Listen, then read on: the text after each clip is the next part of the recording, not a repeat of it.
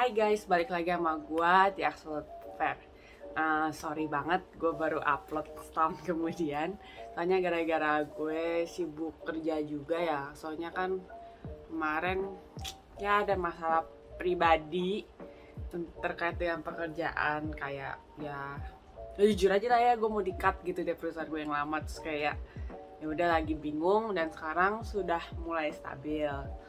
Dan Axolot gue juga nggak pernah pensiun kok, soalnya tetap ongoing. Cuman ada beberapa indukan yang terberlangkai, ya bisa dikatakan mati ya. Soalnya ya gue emang kurang memperhatikan juga indukan-indukan gue. Jadi sekarang indukan gue bener-bener tinggal tersisa Tiger, Dark Wild, Leustic, Albino, sama Bluegills. Bluegills pun itu lagi gue gemuk-gemukin soalnya terakhir habis sakit gitu kan. Jadi sudah mulai stabil. Nah, jadi untuk video yang baru akan gue maksudnya video yang akan gue upload ini mengenai cara nge-breeding axolot. Soalnya gue udah janji di tahun lalu kan. Maaf banget nih, bukan kesannya omong kosong doang, tapi emang gue pengen buat nge-breed axolot. Cuman axolot gue, lu tahu sendiri pada kan kalau axolot itu mau merit, mau kawin rasanya kalau emang mereka mau aja. Dan ada bulan-bulan tertentu gitu. Nah, kebetulan gue mau kasih tahu dulu kalau ini axolot tuh, cara ngawinin axolot tuh bukan harus kayak lu ada kondisi tertentu yang memicu mereka harus kawin tuh nggak bisa. Soalnya ini benar-benar tergantung sama bulan, suhu pancaroba ini, sama axolot lu mau kawin atau kagak. Nah, pertama-tama yang harus lu siapkan itu seperti biasa tank. Maksudnya tuh tank yang udah gue saranin, kayak misalkan satu axolot 40 kali 30 kayak 30, 2 axolot 60 kayak 30 dan udah sering gue bawelin kan di forum Facebook. Itu sebenarnya udah syarat lu buat nge-breeding. Makanya yang tank yang kecil-kecil buruan upgrade dan lebih memperhatikan ya. Soalnya kalau emang tanknya kecil, axolotnya banyak, itu mereka nggak akan kawin karena tempatnya sempit dan bikin mereka stres. Jadi kayak mereka suka nggak memicu aja mereka mau kawin gitu. Nah, untuk jenis-jenis axolot yang bisa dikawinkan itu mereka bisa antar jenis ya. Misalkan golden sama leustic bisa, tiger sama leustic bisa, melanoid sama golden bisa. Cuman masalahnya adalah mereka mau atau kagak. Itu tergantung sama axolot kalian. Nah, gue udah pernah upload ya cara membedakan betina sama axolot laki-laki tuh di YouTube ini, kalian boleh cek. Pokoknya itu gue udah kasih tahu ya indukan yang udah sesuai buat kawin, terus juga cara membedakannya, tanda-tanda axolot sudah mau kawin. Intinya adalah gue ulangin lagi, kalau axolot mau kawin itu biasa betinanya harus gendut.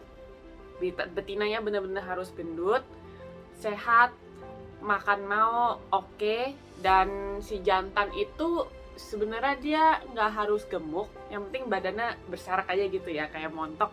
Dan untuk bagian anusnya itu dia harus rada udah gede ya. Jadi ya pada tahu sendiri kan axolot jantan itu kan belakangnya agak rada gede. Nah di situ mereka akan bisa kawin tergantung sama merekanya ya. Gue sekali lagi kurangin, tergantung sama mereka. Dan untuk suhu itu harus banget 18-20 derajat kalau untuk mau mengkawinkan. Di atas itu rada susah ya, soalnya kan nggak stabil suhunya tuh 24-25 derajat tuh udah rada anget menurut gue. Jadi sebisa mungkin 18-20 derajat kalau mau kawinin. Nah, untuk mencapai suhu segitu itu kalian harus ada modal chiller. Kalau emang lingkungan daerah kalian bisa 18-20 derajat air stabil gitu ya bagus, kalian bisa nge-breeding axolot. Dan biasanya ya gue kasih tahu kalau untuk bulan-bulan axolot kawin itu tuh dia November, September, Oktober tuh mereka mau. Terus juga awal bulan ya, misalkan Februari, Maret tuh mereka mau. Dan kebetulan nih axolot gue juga baru ada yang bertelur lagi, kawin maksudnya. Nanti gue kasih unjuk footage-nya mereka kawin. Biasanya gue nggak sempet ngerekamin, gue ngerekaminnya malah axolotl lagi bertelur lah. Nah ini gue kebetulan hoki banget bisa nyaksiin mereka kawin. Soalnya gue udah sering sih ngeliat mereka kawin, cuman baru kali ini aja gue mau rekam dan baru gue mau bikin konten baru. Nah terus untuk mau kawinin axolotl tuh butuh komitmen besar ya, soalnya ini bukan hal yang mudah. Melelahkan iya, modal banyak iya, dan jangan harap, gue sih nggak nyumpain kalian kalau mau ngebreeding axolotl itu nggak untung ya. Emang sebenarnya untungnya tuh dikit banget. Pokoknya modal yang lu keluarin tuh udah banyak, lu mesti beli chiller berapa juta, habis itu juga usaha lu selama dari bertelur sampai udah jadi bisa makan cacing itu tuh butuh waktu yang ekstra banget. Dan menjaga suhu itu yang susah karena kita tinggal di Indonesia. Nah jadi gue akan kasih tahu tips and triknya biar lu pada bisa ngebreeding. Pertama gue akan tampilin video ya di sini. Nah ini adalah video lagi axolotl kawin. Ini si jantan akan melakukan tarian maut. Bagi gue itu tarian maut.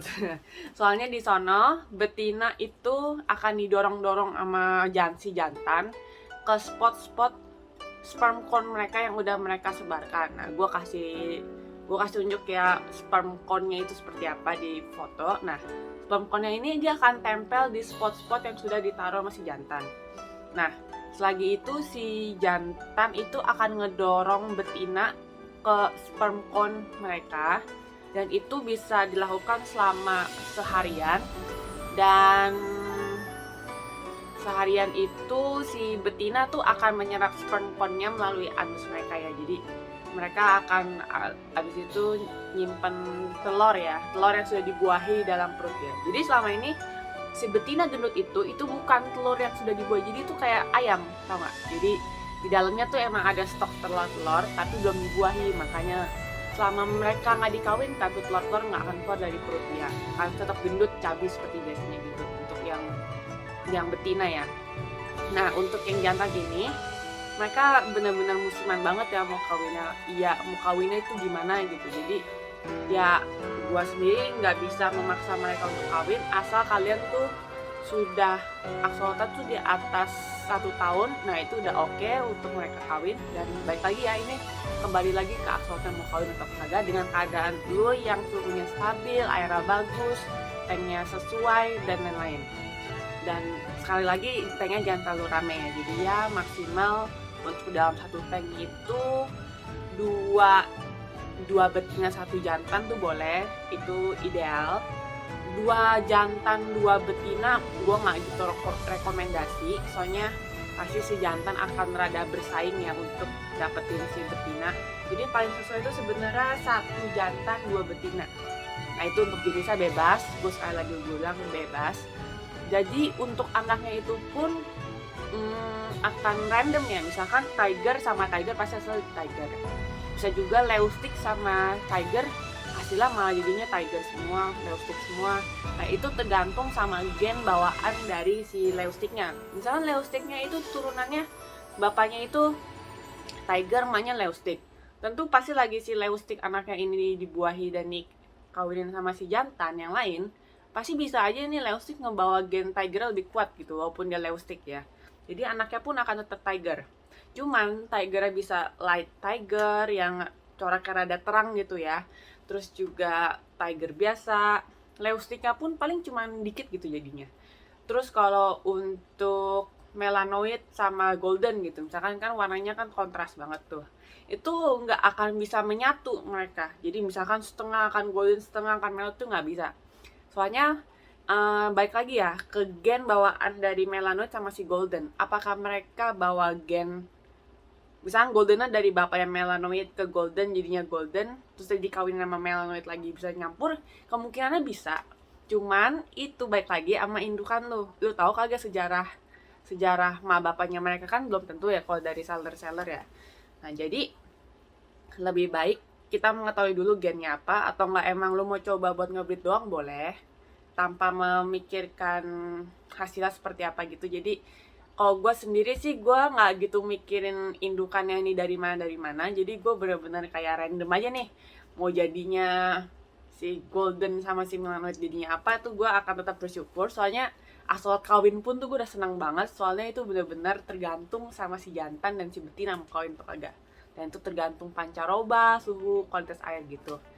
Jadi gue balik lagi ya, jadi setelah mereka melakukan, maaf nih ya urutannya nggak sesuai, jadi si jantan itu akan melakukan tarian maut ya ke si betina dan akan memaksa si betina untuk kawin. Nah itu dilakukan selama seharian, dan setelah itu selang 8-9 jaman gitu si betina itu akan bertelur. Ya 9-12 lah kita masukin aja. Dan si Axolotl tuh akan bertelur si betinanya. Nah di situ lu udah harus angkat si jantan, karena si jantan itu akan terus menerus overbreed si betina. Jadi dia akan kawin paksa, maksa si cewek untuk terus kawin kayak gitu terus sampai si betinanya bisa mati. Makanya kayak lagi gue ulangin, lagi si betina itu bertelur, lu harus pisahin si jantan sama si betina. Jadi sebisa mungkin di solitaire tank lu itu hanya si betina lagi fokus bertelur. Nah lu bisa sediain nih rumput-rumput tanaman-tanaman air, batu-batuan, cave, tanaman palsu gitu yang berurai-urai gitu, itu buat mereka bisa nempelin telur-telur si betinanya bertelur. Nah jadi itu akan lakukan prosesnya selama 12 jaman. Nah itu lo harus pantau si betina, tingkah lakunya pun akan seperti di video ini ya. Jadi si betina itu akan nempelin dia ke dekorasi tank lu, dan itu telurnya itu sifatnya lengket, nempel di permukaan yang dia bertelorin. Nah terus untuk chances jadinya telur itu tergantung sama indukan lu. Misalkan indukannya ini baru pertama kali nih mereka kawin, itu chancesnya biasa kecil ya, paling cuma 60% kalau emang lu berusaha dan bagus gitu ngejaganya. Terus juga untuk proses bertelurnya ini 12 jam, dan setelah bertelur, misalnya si betinanya sudah stabil, udah diem doang di bawah, udah nggak bertelur nempel-nempel lagi, lu buruan pisahin itu telur-telur ke wadah tank kecil gini. Ya seperti ini nih ya, wadah tank kecil kayak gini. Isinya telur aja sama dekorasi. Filter sebenarnya itu pilihan ya, lu mau atau kagak. Yang pasti suhunya itu harus 20 derajat, stabil di 20 derajat dengan kualitas air yang oke. Nah di sini lagi proses bertelur gini, ada telur doang dalam tank, lo nggak usah ganti air sama sekali selama 7-8 hari. Ya bisa ada yang 2 mingguan sih, cuma ini 7-8 hari, lu pantau terus.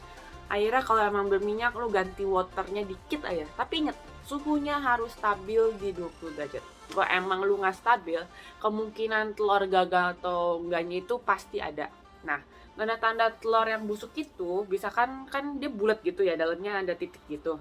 Nah, itu kalau telur yang nggak jadi dan busuk, gua anggapnya busuk, itu biasa permukaan lendir beningnya itu akan memutih kayak berawan gitu. Nah itu lu harus angkat, soalnya itu mereka akan nular ya ke telur yang bakal jadi gitu, yang bagus. Nah itu lu harus angkat. Nah angkatnya biasa gue menggunakan pinset ya, pinset gini nih, gue pakai 2, jadi gue capit telurnya, gue ambil dan telur pelan-pelan, soalnya lendirnya itu mudah banget robek. Jadi kalau emang udah robek itu lu udah gagal, maksudnya udah hancur telurnya, udah nggak bisa berkembang gitu ya. Nah ini lo lakukan selama 7-8 hari, lu tungguin telurnya sampai berkembang jadi bentuknya baby axolotl yang kecil, cuma sesenti gitu. Nah itu lu tungguin sampai memang mereka menetas. Sambil menetas kita baru pindahin ke wadah baru. Ke wadah baru air yang segar dengan suhu 20 derajat dan stabil. Ingat banget nih, baby itu sangat amat rentan, jadi lu mesti memperhatikan suhu sama kualitas air. Nah ini baru dark age begin menurut gue karena ini benar-benar ribet banget. Lu selama 3 bulan ngepantau baby axolotl lu sampai dia bisa makan cacing sutra. Nah ini biasanya sebulan 2 bulan ya kalau bagi gue. Jadi lu pisahin ke wadah, misalkan si axolotnya babynya ada 100, lu buat aja 2-3 akuarium dengan isi tanknya itu airnya dangkal saja ya, babynya kan kecil-kecilnya, lu segini gitu, oke. Dengan suhu 20 derajat, dan juga lu mesti buat artemia. Makanan yang untuk baby axolot yang belum menetas itu adalah artemia atau nggak kutu air yang bagus kualitasnya ya. Jangan yang udah kasihnya yang busuk gitu, karena ini akan mempengaruhi kesehatan mereka dan bisa membusuk juga loh kalau kualitas air lu anget dan juga kualitas air lu jelek gitu. Nah, terus di sini amat-amat fragile, lu mesti konsentrasi, konsisten dan komitmen selama 3 bulanan. Abis itu lu setelah lu udah lewat axolotnya udah numbuh kaki yang kecil gitu di samping badan dia, lu udah rada enakan karena mereka sudah stabil, makanya udah bisa cacing sutra. Abis itu juga udah lepas dari artemia atau nggak kutu air. Jadi baby axolot ini setelah menetas, lu akan pisahin ke wadah dan lu akan puasain mereka selama 2 hari. Karena di dalam perut mereka itu kan nanti akan ada kuning gitu, bentuk warnanya kuning. Nah, itu masih ada sisa makanan dari telur dia yang udah menetas itu, jadi di perut dia kuning gitu. Nah, itu isi telur mereka gitu, makanan di dalam telur mereka yang masih ada dalam perut dia. Nah, abis sehari 2 hari lu udah selesai, lu tungguin gak kasih makan gitu, tapi lu ingat itu tetap harus lu ganti air gitu ya. Jadi sehari sekali ganti airnya kalau bisa full. Terus lu cek pH juga, pH-nya mesti netral, suhunya mesti 20 derajat. Nah, itu lu pisahin selama 1-2 hari lu gak kasih makan. Nah, lu harus siapin artemia di hari ketiga, baru lu kasih makan artemia atau enggak kutu air. Nah, untuk baby itu sehari makannya dua kali, pagi sama malam. Itu lu lakukan selama sebulan 2 bulan, tergantung pertumbuhan si axolot ya. Misalnya kaki kecilnya udah numbuh atau belum. Sehari makan 2 kali, suhu 20 derajat, dan lu mesti ganti airnya sehari sekali atau 2 kali selesai dia makan, sebersihnya lah. Jadi ini juga opsional ya, lu boleh pakai filter atau enggak. Itu filternya saran gue yang buat low boy aja, yang buat kura-kura kan ada tuh yang flow-nya kecil ya, dan dia tetap filterasi gitu. Itu boleh lu pakai filter, cuman hati-hati ya, babynya kesedot filter ya. Jadi lu mesti jaga kualitas air, suhu stabil 20 derajat. Terus juga makan jangan sampai telat ya. Jadi sehari 2 kali kutu air atau artemia itu bebas, pokoknya yang kecil, dan dia harus hidup. Makanannya baby itu harus hidup. Kalau emang kutu air beku gitu udah nggak hidup, itu mereka nggak akan makan, karena baby itu akan respon ke live food ya. Jadi kutu air, artemia itu kan mereka hidup. Nah, terus usahakan juga kalau kasih artemia itu jangan sampai air asinnya ke bawah. Jadi lu mesti cuci sebersih mungkin, dan kutu air pun juga lu harus cuci sebersih mungkin. Nah, terus untuk perawatannya setelah 3 bulan itu lu udah stabil, udah gedean mereka. Nah, ini hati-hati, mereka akan melakukan tindakan karnibalisme, dimana sesama axolot tuh akan makan kalau emang ukurannya beda. Jadi jangan sampai telat makan. Lu mesti standby cacing sutra. Kalau bisa cacing sutranya udah dipotong-potong lagi jadi lebih kecil ya. Intinya yang muat sama mulut mereka, si baby tersebut. Nah, terus abis itu udah stabil, lu akan nungguin mereka. Perawatannya sama seperti baby, jadi sehari lu ganti air 2 kali. Terus lu juga kalau taruh di tank yang lebih gede itu lebih bagus, dengan filterasi yang oke. Airnya jangan terlalu dalam ya, jadi sebisa mungkin lu atur sendiri ketinggian airnya. Intinya jangan terlalu dalam. Misalnya kalau babynya sudah 4 cm, 3 cm itu airnya ya segini oke. Yang penting mereka bisa naik ke atas untuk ngambil udara. Baby juga yang baru netas juga berlaku seperti itu. Jadi kalau bisa babynya baru se-senti, lu kasih airnya 2 cm itu udah oke gitu. Yang penting mereka bisa ambil udara ke atas. Nah, terus untuk perawatan seterusnya udah seperti biasa ya. Lu akan sehari ganti air 2 kali. Makannya sehari 2 kali juga oke. Standby cacing sutra. Udah tes coba kasih makan cacing beku tuh udah oke kalau emang mulut mereka muat. Dan hati-hati ada tindakan kanibalisme, dan juga setelah itu udah akan lebih ringan ya. Jadi perawatannya sudah seperti biasa, lu tank seminggu ganti air 2-3 kali nggak apa-apa. Terus juga usahakan jangan ada tank mat lain selain axolot. Jadi kalau emang axolotnya dipisah di satu tank ke satu tank gitu satu-satu itu lebih baik kalau emang lu sanggup. Terus jadi abis itu lu jualin juga boleh, lu keep juga boleh. Yang penting adalah untuk nge-breeding axolot itu lu suhu, kualitas air sama tank mat ya. Jadi filtrasinya mesti oke, pH airnya mesti 7.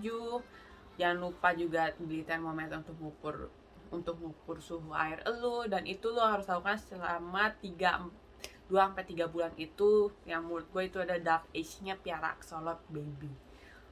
Menurut gue itu aja sih untuk nge-breeding axolot ya. Jadi gue akan kasih video-video nih ya axolot baby kayak gimana. Abis itu juga gue akan bulan lalu ya, terakhir axolot gue pada kawinnya tuh September November tahun lalu, tiger sama tiger itu bagus banget. Itu tinggal 2 axolot gue, yang lainnya udah laku. Jadi ini ada tinggal 2, tinggal 1 udah kesold gitu, tinggal 1 lagi. Terus juga ya emang capek, melelahkan gitu untuk nge-breeding axolot. Makanya nge-breeding axolot itu gak mudah. Banyak banget yang nanya sama gue, Kak, cara nge-breeding axolot gimana, gampang atau enggak? Menurut gue enggak. Piara axolot pun itu menurut gue gak mudah, karena itu butuh konsisten. Abis itu juga komitmen, lu mau atau kagak, sanggup atau enggak. Terus juga walaupun emang ini udah nge-breeding lokal Indonesia, tetap aja suhu itu axolot itu akan tetap harus stabil di 20. Di luar negeri tuh bisa direkomendasikannya tuh 16 derajat guys. Jadi di Indonesia aja tuh yang captive breednya Indonesia aja tuh tetap harus butuh suhu dingin gitu. 20, 22 itu udah oke. 24, 25 juga udah oke. Cuman jangan sampai 28, 27 itu kalau emang axolot kalian tuh sanggup di suhu seperti itu, ya oke gitu. Cuma kita lihat aja gitu. Bukan aku nyumpahin cepet mati atau kagak, enggak. Cuman ini tergantung ya, axolot itu kuat atau kagak di suhu anget kayak gitu ya. Kalau rata-rata di gua semua axolot 28 derajat pasti langsung jamuran, mood makannya turun, ngambang, floating. Habis itu juga nafsu makan menurun dan nggak seseger seperti yang di suhu 20 gitu axolot gills lu itu. Jadi suhu, kualitas air baby itu penting juga, dan lebih melelahkan menurut gua karena ini satu-satu. Dan suhunya, pH-nya mesti bagus, di stay di 7, mesti ganti air, rajin, konsisten, dan ya jumlahnya kan nggak satu gitu kan, telurnya banyak gitu kan, ratusan bisa gitu. Dan iya lu mesti komitmen. Dan menurut gue itu aja sih untuk nge-breeding axolot. Jadi yang penting adalah makanannya, suhu, terus juga ketinggian air ya, jangan lupa, karena mereka tetap butuh ambil udara di atas. Dan ya itu aja menurut gua untuk nge-breeding axolot. Susah. Terus juga ya gua masih gak enak sama kalian karena gua udah lama gak nge-konten. Jadi semoga dengan gua nge-upload video ini ya kalian tetap semangat ya piara axolot seperti gue juga gitu, masih lagi ngerintis ulang gitu kasarnya, karena tahun lalu kan gue capek juga ya kerja gitu. Terus juga baru stabila sekarang gitu, makanya gue sekarang nge-konten lagi. Dan kebetulan banget ini tanknya isinya telur-telur axolot, nanti gue videoin. Jadi bapaknya tiger sama tiger.